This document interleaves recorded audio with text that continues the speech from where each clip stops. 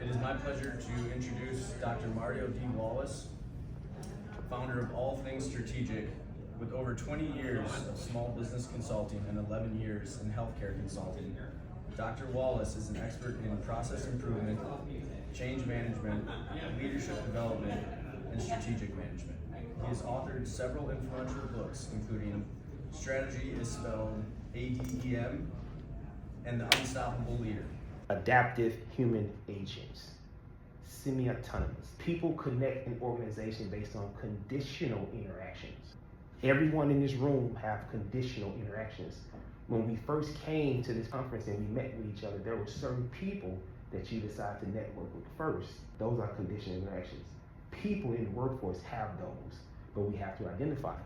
So all of these dots are people within the organization, and they have lines connected to them who they conditionally interact with most often. And you have clusters within these conditions. So these are clusters. So there's 4 clusters. The person in the center of the cluster is the person who they trust the most. People tend to self-organize around people who they trust. We have hierarchical leadership, but then we have a cultural, social dynamic that's taking place. And within that culture, social dynamic, there are independent leaders people go to for information. Even if their director or supervisor shares some information with them, they will rather go to that person within their cluster who they trust the most for information. Now, we have bridges that link cluster groups together. The magic thing is, how do we diffuse or spread information through clusters? We identify the hub and we diffuse information through the bridge. Our organizations today are more hierarchical, top down. We push information from the top and we receive information from the bottom. That is a more slower process on how information is shared. And it's not necessarily that people won't resist. Most people resist hierarchical waterfall type structures. If we're implementing change in the organization, we look at the bottom line in the people. We have to understand the social dynamic that's taking place. So hierarchical structures, leadership type. When you talk about a bridge, so would the bridge between clusters, that would be a person? Yes. Yes. That might be a member of a few clusters. Yes. Is that what? That's the bridge. That's the bridge. That's the bridge. We need to know who the bridges are. Finding a champion in that cluster. Yes. Go ahead. Rather than knowing the bridge, I mean, I can think of a project we did where we brought the center person from each subculture in, and then we planted, then they went back into theirs. So you don't want the bridge person, you want the center person. Well, the center person is the hub. Right. If we're trying to communicate information, we need hubs and bridges. Right? We have to give the information to the center, who helps the people within the cluster understand the why behind it. But if we're trying to strengthen, because in order to create change, we have to create behavior change. Right? Information does not equate behavior change. Behavior change comes from repetitive repeating of information within the cluster. Every time there's a new change, people will self-organize. We have to understand how people self-organize within our organizations every time we introduce a new change. So hierarchical, top-down, leadership, positional, information is pushed down that way.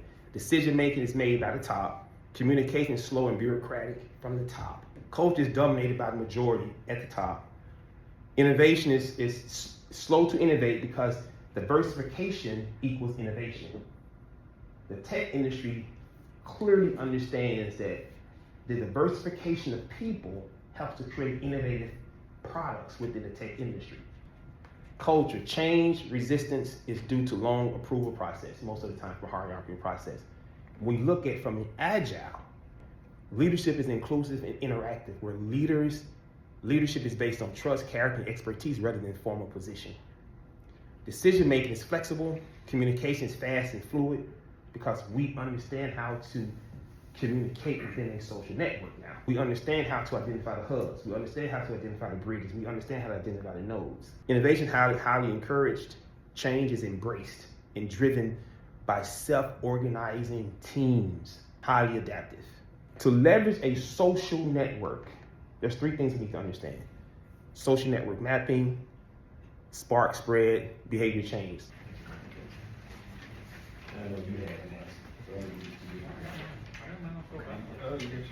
Right? How do we know who people go to for their information, who they trust more in the organization? I want you to think about, how do we understand how to engage a social network?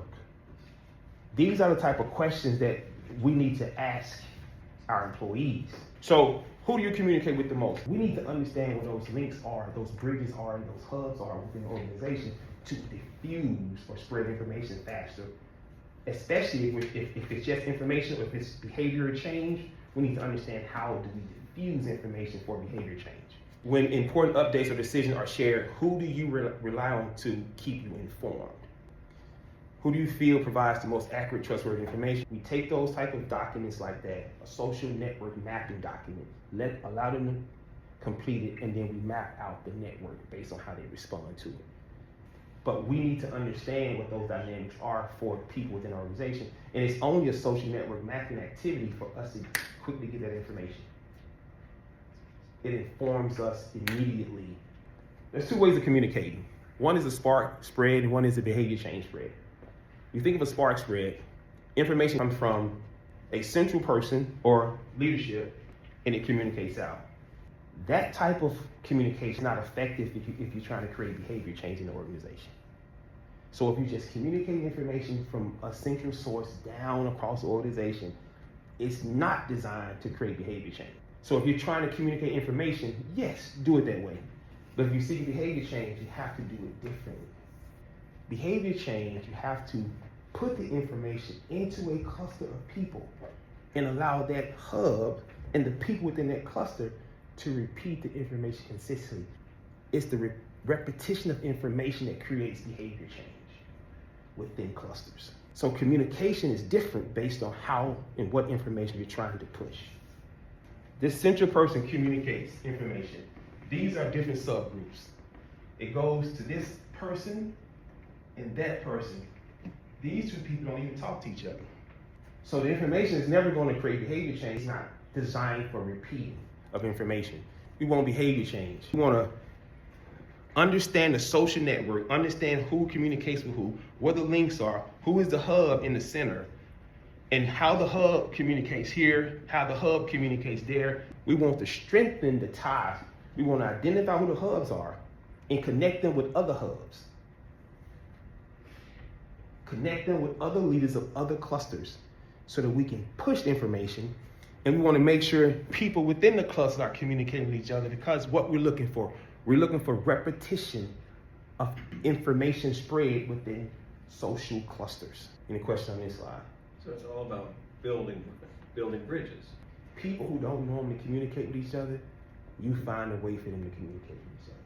So you influence the cluster. If you understand the cluster of people, you can influence the culture. You create artificial bridges.